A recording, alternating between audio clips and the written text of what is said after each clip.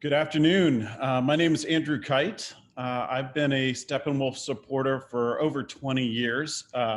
I currently am a member of the Directors Circle and the New Play Development Committee, and really passionate about what Steppenwolf does. What's important to me about Steppenwolf is not just the plays that we put on, it's really how we keep the artistic community thriving in Chicago through our education programs, through the schools, and with young adults as well. So we're delighted you could be here with us for this webinar. A few quick housekeeping things. We can't see you, you can see us. We will take questions. If you want to submit questions, you can submit them through the Q&A. We will be monitoring that, and we also have incorporated all the questions that we received through registration, and we really thank you for that as well. Today's webinar, we're going to focus on some of the key questions that are surrounding Steppenwolf. Some of you may have heard the conversations that Anna and I had a month or so ago with David Schmitz, and it seems like the world's a whole new place since then. So we're going to deal with some of the questions of when we'll return, what will change in our experience, etc. But I'm delighted to be here with our artistic director, Anna Shapiro, as well as Tom Pearl, who's the director of production and project manager for our campus expansion project. So Anna and Tom, welcome. Thank you. Thank you. Great. Thank you. Well, Anna, as I referenced, we've all known that COVID, it seems to be changing the world every day. And we talked a little over a month ago about everything that was happening, and the world has changed again. So Can you start by just giving us an overview of what's changed and what is happening at Steppenwolf? Absolutely. Well, first, before I start, Andrew, I just want to say thank you to you. I love doing these with you. I always come out learning as much as I share, and I'm grateful for your interest in this conversation. There's something about this time which, with all of its horrors, is also making the world feel smaller in a good way. Kind of, we're all connected. We're all trying to figure this out. And these conversations with you regularly help me kind of reflect on where we are. And that's always helpful as we keep moving forward. And, where we are right now, right, is that there are a million challenges. This is a devastating time for everyone. It is a particularly devastating time if you're in the performing arts. But there are also incredible opportunities, and those opportunities are things we get to take advantage of because of the support that we get from our donors and our community. And we're really looking forward to getting back. So just to kind of say where we are right now, first, the kind of most important thing is that we are welcoming our new executive director, Brooke Flanagan. It's funny because my script says she's going to be joining us later this month, but today is actually her first day. Maybe it is later this month already, but I don't know what day it is anymore. So I just basically open my calendar and do what it says. Yeah. But I think we're all really excited about Brooke for a million different reasons, not the least of which is fresh legs. This is a marathon we've all been on for a while, and she's coming out of a very successful run at Chicago Shakes, where she's run successful campaigns, advocated for education programming, and dealt with a lot of crisis. So that's amazing. Personally, I'm excited because Brooke was at Steppenwolf for a long time before she was at Chicago Shakes. And when she was leaving, I was devastated. And I said, "Why are you leaving? Why are you leaving?" And she said, "I have to go out and get the experience I need to come back and run this place." So to have somebody whose whole heart and soul is invested in Steppenwolf Theater Company in this moment of crisis is incredible. And we're very excited to welcome her. So it's extraordinary. We're continuing to learn and make decisions every day about when we might come back to the theater and how we would come back to the theater. And it's the way we get the information. We're probably not unlike all of you, right? Everybody's talking to who might know something. Tom's wife is a scientist, so we're constantly going, Tom, what is Joanne saying is going on at, University of Chicago? Our board chair is big in world health. Our godson's brother is a big pharma guy. So it's like we're constantly trying to get all of this information and figure out how best to move forward, how safely to move forward.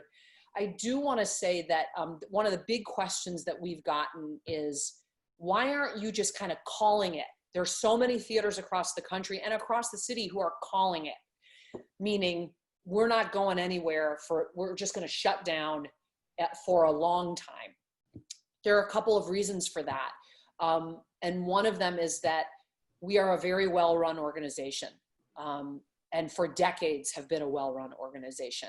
And so we have a cash position that allows us to stay alive in certain ways a bit longer than our brothers and sisters.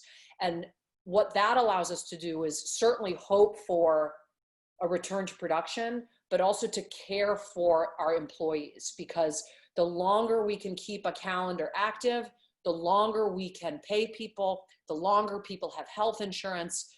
We are thinking about this in a really holistic way. And I think that's a hallmark of the theater.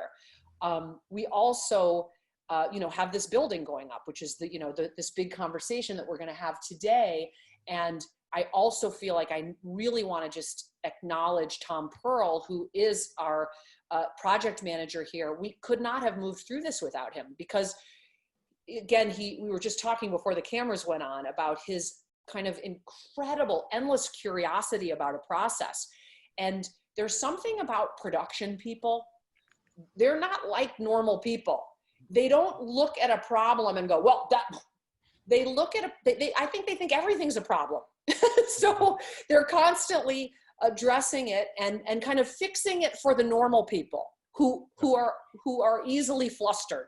So I am the easily flustered person in this webinar, and Tom is the person who goes, here's why you don't need to be flustered. So part of what we're also doing is being able to be really agile in the building of this building in response to COVID. So we're very fortunate to have Tom, resources, donors, and imagination and curiosity on our side. And that we're able to do that right now when everyone we know is fighting for their lives is just a testament to the support we have in our city from our folks. It's just incredible. So that's just the launch from where we are right at this moment. Yeah. Well, I think it's so critical to kind of have a frame of reference in terms of what we're going to do, but to be agile, to think that, we have to change sometimes. What the plan that we had may not work 2 weeks from now, 4 weeks from now, with how quickly things are changing. So having that frame, though, is important from an orientation standpoint. Absolutely. So I know that we've seen the building going up, and a lot of us might be wondering kind of what's happening with the building. Are we now behind schedule with the building? Can you give us an overview to start orienting us around the building project? Sure. I'm going to just start with the start, and then I'm kicking it to Tom because he's actually got the legit info. I've got the elevator pitch. But what I can say is that we started the process of thinking about this building in 2012 under Martha Levy. And the process has been long, as it should be. It's been interrogated and turned upside down and looked at again and again and again, as it should be. And we have been working really closely with our architects at Smith Gill. And we also have been working with the theater designers Charcoal Blue, who are in the UK. They're our partners in this project. And really where we got to when we relaunched this build and this design was really recognizing, trying to recognize Steppenwolf's role in the community.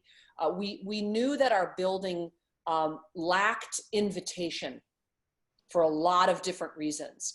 We wanted to create an architecture that was an invitation for our community. If you hadn't, like if you looked at it and you hadn't been in there before, you'd go, I want to walk in there. And, you know, there's something about that we've never had.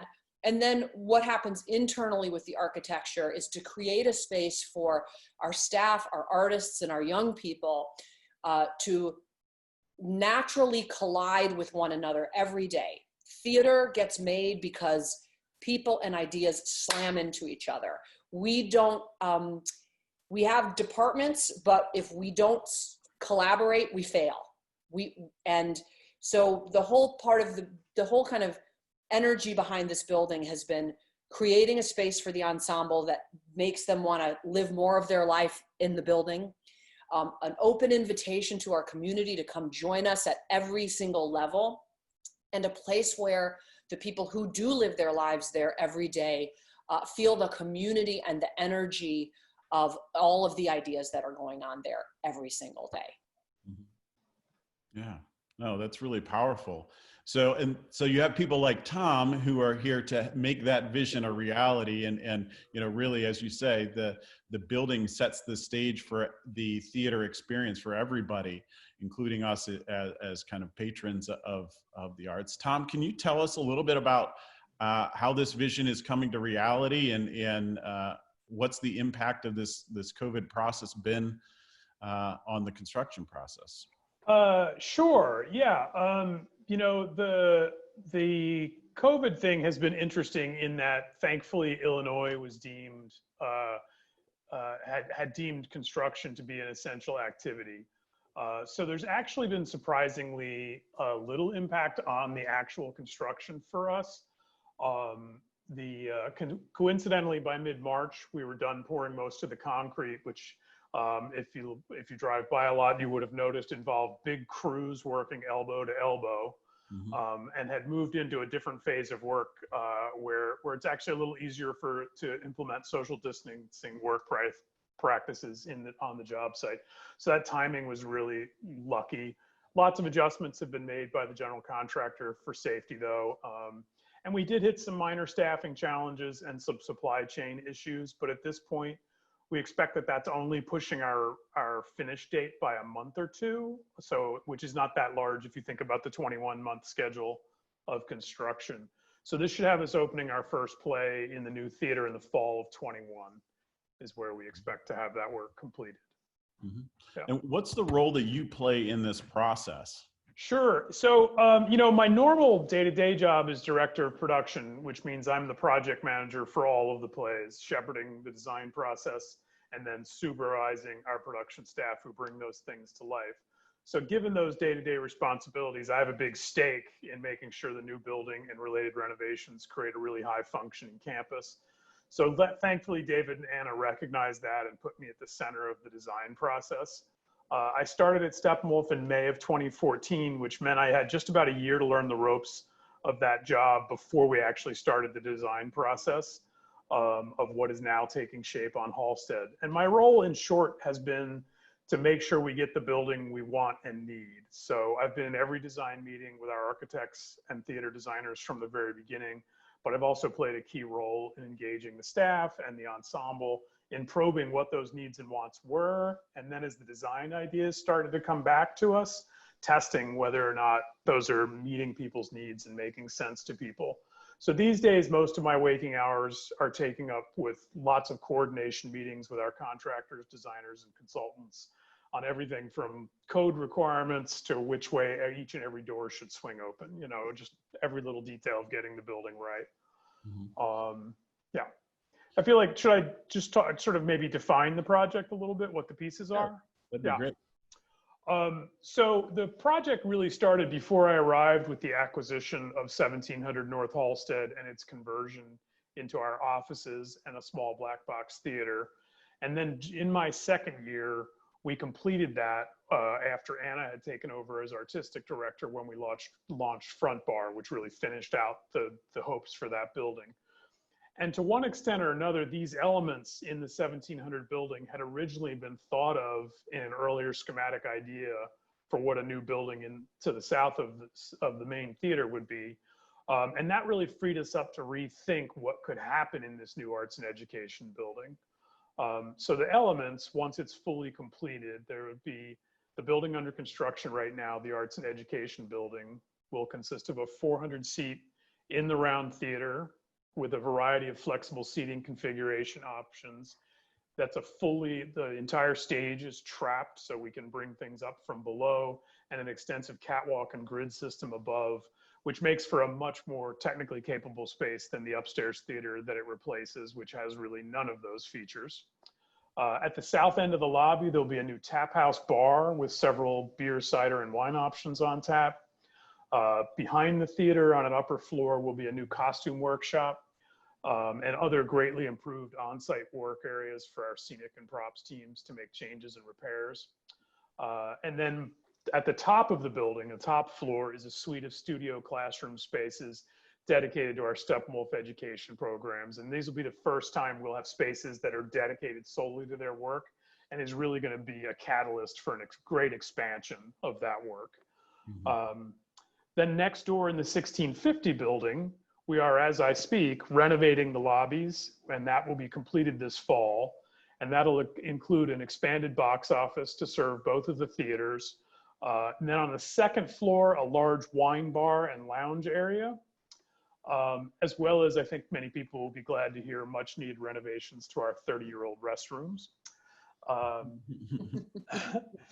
And then in the summer of 21, after we've opened the new theater building, that's going to allow us to finish some renovations on the top floor of the 1650 building, which primarily is converting the upstairs theater and adjacent dressing room areas into 2 large rehearsal halls. And what'll be great is those rehearsal halls will be linked to this education floor. They'll essentially be one level, which means our artists and our students will all be able to sort of collide. As Annie was talking about, it's creating these intersections was a big goal of the project. And then eventually the sort of final subsequent phase would be to renovate the downstairs theater. And there's several goals of that: improving sight lines, enhancing accessibility options for patrons, and also making some much needed technical upgrades, again, to a 30-year-old theater that could really use those upgrades. Mm-hmm. Wow. So, you know, obviously we've now got social distancing. People are concerned about, you know, touching doors and what am I touching? And, you know I teach at Loyola, and we're talking about if you have a 20-person class, you now need a room that seats 60. How is that impacting the design of the building, and how is that impacting the building itself? Yeah, you know, we really questioned nearly every choice we had made about the building when this sort of came to be in March, April. Our theater designers, Charcoal Blue, have actually been thought leaders internationally on how this might change the design of theaters, and quickly produced a white paper that looked at how theaters have responded to past health concerns, in particular the 1918 influenza, which interestingly really helped usher in modern ventilation systems for movie theaters and performing theaters. And that white paper really went into great detail about how theaters might adjust operationally, and then how the building might need to flex to accommodate those changes in operations. And that really provided our design team a roadmap to reconsidering our own project. We looked into a lot of things, and the good news was we discovered we'd already made some smart choices, like our HVAC system was very, is obviously a very modern system, and already has a lot of the abilities we're going to wish it could have. And in terms of practical changes we've made, it's really a lot of making more things touchless, rethinking the path of the audience to limit how many doors you actually go through or need to touch, as well as things like making touchless faucets and toilets and that kind of thing. So that's a lot of the sort of obvious things.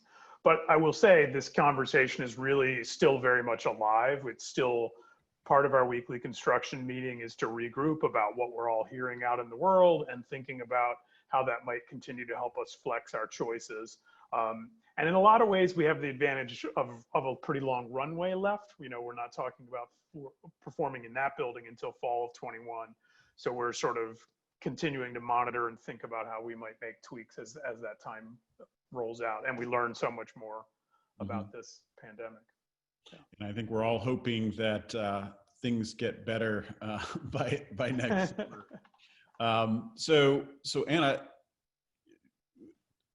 part of this is making people feel safe coming into the space, but what are you hearing and what are you thinking about in terms of when can we go back to the theater? We're starting to get the ability to go back to some semblances of normalcy and eating out, etc. When do you think we'll come back to the theater, and how might our experience be different? I think that what's kind of amazing is that every performing arts organization is going to have to ask themselves what makes their work relevant. What makes the event that, like, what is the threshold for it actually being a theater event? I think Tom and I share the same feeling that for us, theater is not sitting in an auditorium with 2 seats every 6 feet and people with pool noodles on their heads and nobody coming within their range. That is not what we look to for the experience. Steppenwolf, we talk a lot about the plays are kind of an unfinished circle, and the audience is the only thing that completes that circle. I have that experience of that completion of that circle as an audience member surrounded by my community. So I think you're going to see me pressing for a real definition of what makes a theater event an actual theater event. And we'll be in kind of really active conversation about that. I think Tom and I also agree that the state, federal, I don't even want to talk about federal. Okay, the state will probably tell us we can do it before we feel we can do it, which is not a criticism of the state. The state is doing what they need to do, and they don't understand what theater making is, because frankly, theater making a play is not just the audiences in the building. It's how we have to make it. It's craftsmen in shops. It's rehearsal rooms. It's costume fittings. It's actors standing this close together. It is a communal experience from the minute we say go to the minute that we close. So for us, we're going to be hyper vigilant because the safety of everyone involved in our effort is critical to us. And so I think we're going to do what we always do, which is we look at each other and do a gut check. They say we can do this. Can we do this? No. And I think that that's really going to be the process as we move through. And I think theater is worth waiting for. It's easy for me to say that because Steppenwolf will be back with, stronger than ever and a beautiful new building, while, I'm watching my colleagues really suffer. But I keep saying there are very few human endeavors that we know survive plagues, and one of them is the theater. And we have to remember that, and we have to care for each other during this time and care for our staff. And then I don't know, so then the end of this answer, oh my God, Jan's gonna get so mad at me. I don't know how many people watching this know actors personally. They're not good with sick, understandably, right? Because that's their thing. Like, if one of us in our house gets sick, Jan's concern is to get the hell away from us because he can't work otherwise. So this is also trafficking in some really kind of, we're going to have some conversations. And if our folks say, I'm not coming back in there, we have to respect that. And we're going to just stay responsive and agile and humane and real and try to have a sense of humor because we have no choice. Is there anything specific you're using to guide those decisions? Or is it... Yeah, Tom, you wanna, I mean, why don't you talk a little bit about that? Yeah, I mean, I think we're thinking about it as a three-pronged question. When will public health guidelines allow us to produce again? When will the staff and artists be ready and willing? And when do we think our audiences will be ready and willing?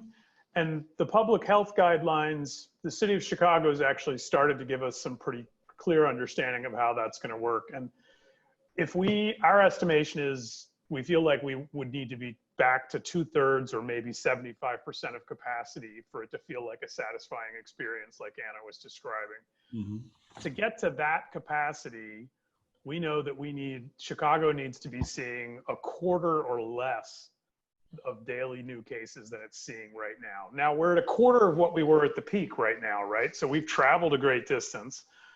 It's hard to say how long it'll take to get down to that level, right? We're talking about less than 50 new cases a day, maybe more ideally like less than 25 new cases a day is where we'll start to be.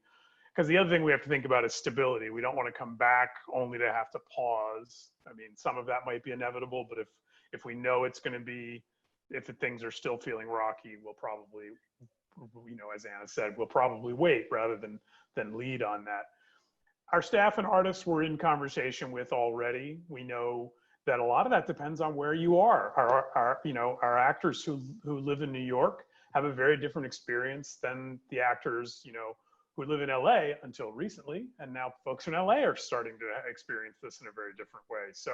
So I think we're all waiting and seeing on all that. And then our audiences, as best we can, we continue to try and be in conversation to understand that. But we'll also be watching, how are people coming back to other things like this? Are people going to the movies this summer?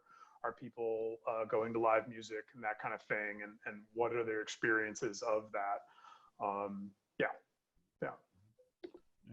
So a question came in from the audience about, we talked a little bit about some of the physical changes in the building, but for those kind of behind the scenes, doing all the heavy lifting, kind of what are some of the changes for loading in equipment, building sets, all of that stuff that were made in the design changes, and how are you thinking about their experience coming back into a new building? Yeah, I mean, there's not a lot of architectural change per se. I think it's a lot more akin to what every workplace is struggling with right now.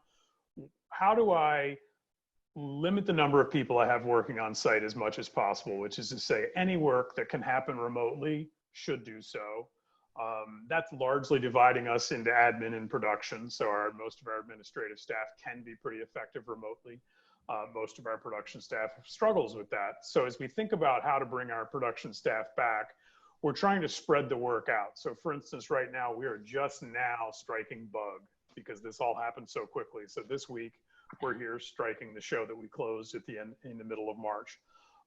And what we're doing is we're spreading out the work. We might have had 20 people on stage for a week, and instead we're going to have 6 or 8 over a 2-week period and just sort of spread that work out a little bit. And then there's obvious precautions they're taking, wearing face coverings, being thoughtful about how they're doing things, creating a socially distanced lunch option and break option for them, and that kind of thing. Where it's going to get trickier for us is when we go back to rehearsing. We can limit the numbers by making it a closed rehearsal. We'd often have consultants and other artists drop in and out of rehearsal to monitor the process. We might do that, by video or something, and so that it's really just the core people who have to be in the room. But at the end of the day, as Anna said, the whole point of this is people talking to each other, interacting with each other, and so that's going to make we're going to need to be back to a pretty healthy place to sort of do that effectively. Yeah, because you're hearing about the sports leagues doing daily testing. How are you thinking about testing and monitoring health? Yeah, we're certainly, that's another one of the industries we're certainly watching because of their economics and their scale. They're trying to come back very quickly. I have trouble imagining that we're going to go to an NBA level where we sequester everybody in the same hotel and test them every morning. But we are part of conversations at looking at what would more regular testing look like and how would that happen. And you know, luckily I think we have some time before we quite get back to that. So I'm hoping a lot of that's going to develop. Mm-hmm. Yeah.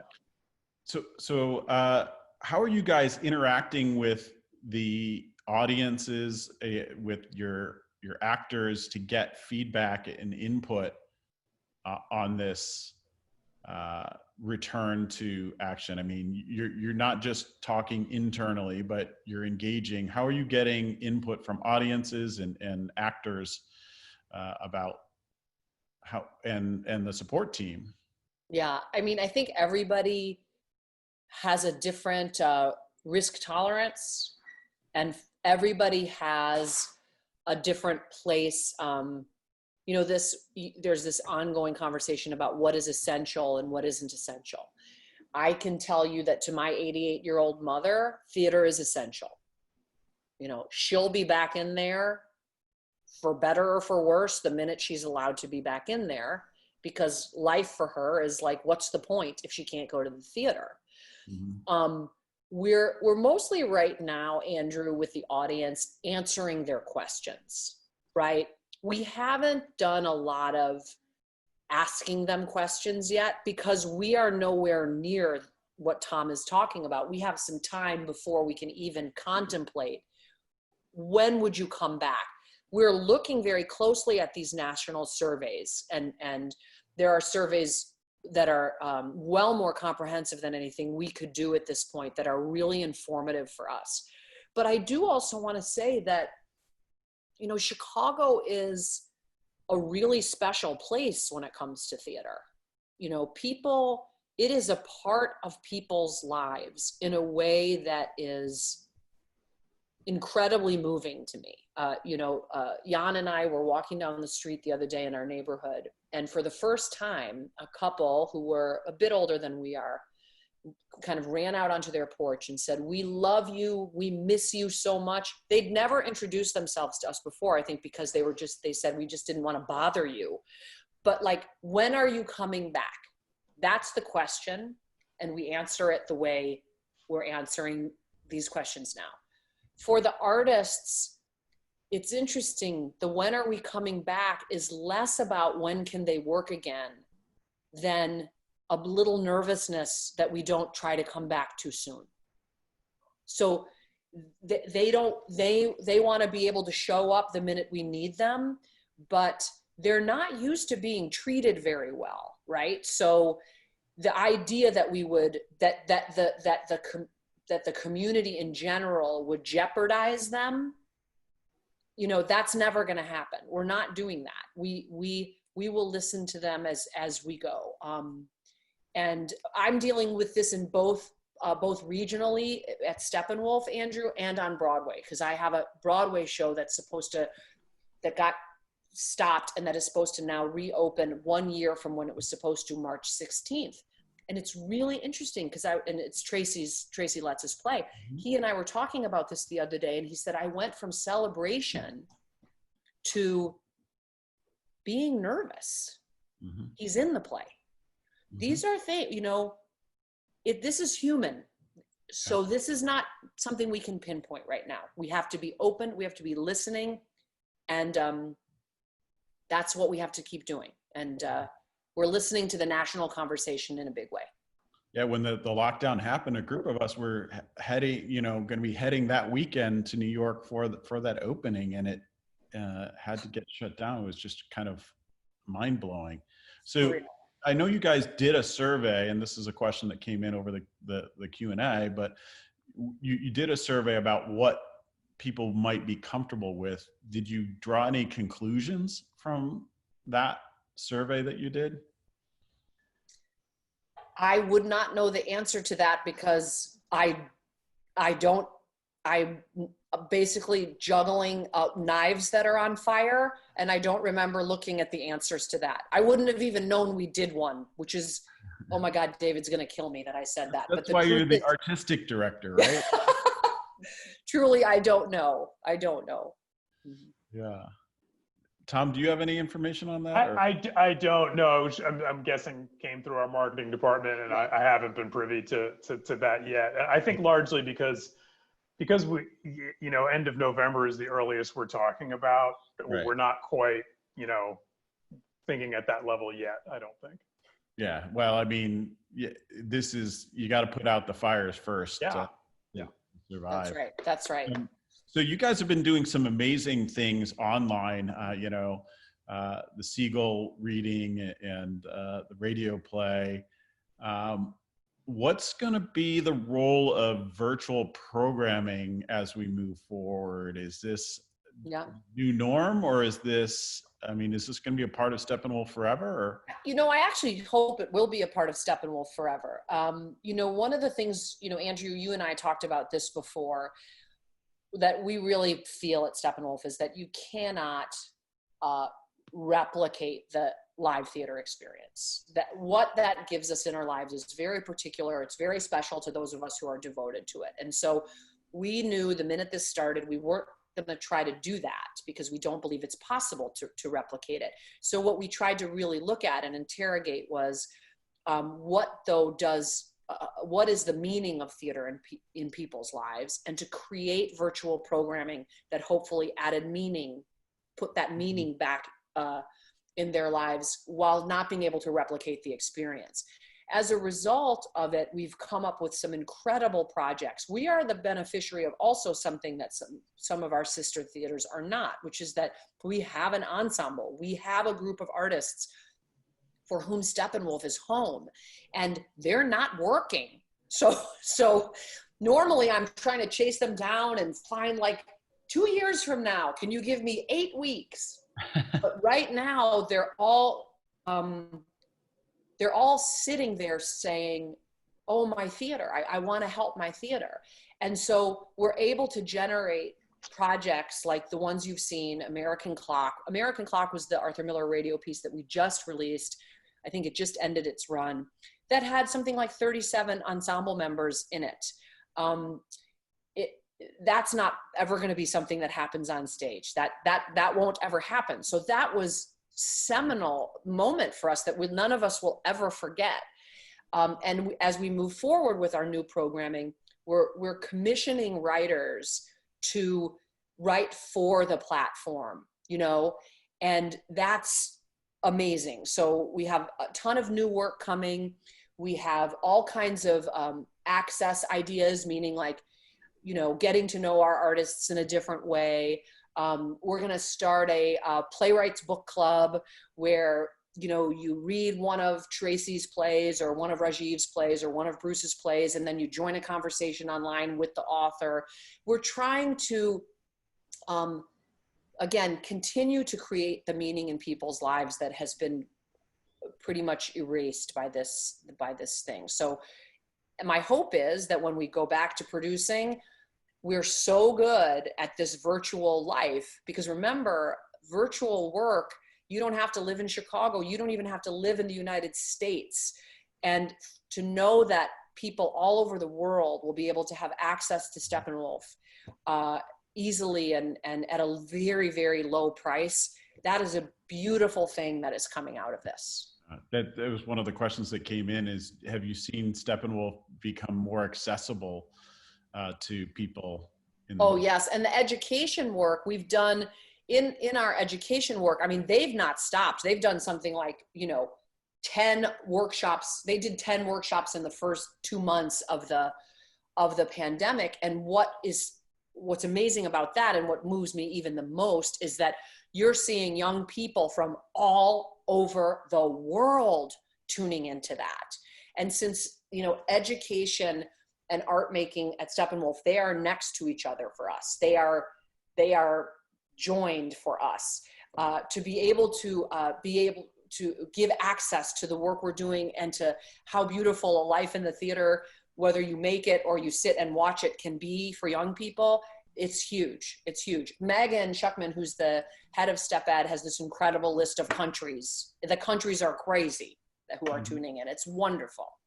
That's amazing. And that's always been one of the things that's been most powerful to me about Steppenwolf, having done theater kind of growing up, is having that resource available and being able to interact with people in the professional world. That's unbelievable. Yeah, great. Quick note for the question that came before. The survey that went out to Steppenwolf folks, this is letting Anna and Tom off the hook. Thank you. It was a national survey that went out that Steppenwolf participated in, so not necessarily something that Anna or Tom might have known about. So you guys are fully off the hook on that one. Thank you. Although our head of marketing is just right now, if she's watching this, is just going, how many more times do I have to tell these guys what's going on? So I apologize, Kara. If you're watching, I'm sure you told us. It's just about time to wrap up. So are there things that you guys are looking forward to? What are you looking forward to in the midst of us? We all need a little hope in the world these days. Tom, what are you looking forward to? I mean, as I think about this new building, you know, so much of what I'm looking forward to is wrapped up in us being able to get people back together, especially closely. The building, this new theater is designed around creating a really intimate experience for the actors and audience that I think is going to be really exciting and a unique experience to bring to us. But also our artists having a much more, you know, Anna and I are sort of always talking about the tools you want in your quiver. And I think that this new theater will give us a really different tool than the downstairs theater and with a lot of capabilities to do a lot of creative new things. And I'm just looking forward for that playground to open for our artists. So I think that's probably the big thing. I would absolutely second that. And then, you know, I think, Andrew, the thing that I have learned, like, the biggest thing I've learned is during this time is how much I love the people I work with every day. And I'm so looking forward to those crossing paths with Tom as he's going to get tea and I'm going to another meeting and going, oh, Tom, I forgot to talk to you about blah, blah, blah. And him saying, oh, I'll go pop in. I will never take that kind of interaction for granted ever again. And that's the same for the audience, like seeing the audiences, seeing our patrons, like when I'm at the theater and running into you guys. And I really miss that. That's a huge thing missing in my life is the input and contribution of other people's experience to my own. Mm-hmm. Mm-hmm. Well, this has been great. I always feel like, you know, the passion and excitement of Steppenwolf comes out in these conversations. And I so respect what you guys are doing to focus this conversation with authenticity and thinking about everybody's well-being. I think I've learned so much about how you're thinking about the folks behind the scenes and keeping them safe, which is incredibly important because they're the lifeblood of telling our stories. So thank you guys both for Andrew, thank you so much. I love talking to you. I love talking to Tom. This is a wonderful combination. Anytime. Thanks, everybody. Thanks. All right.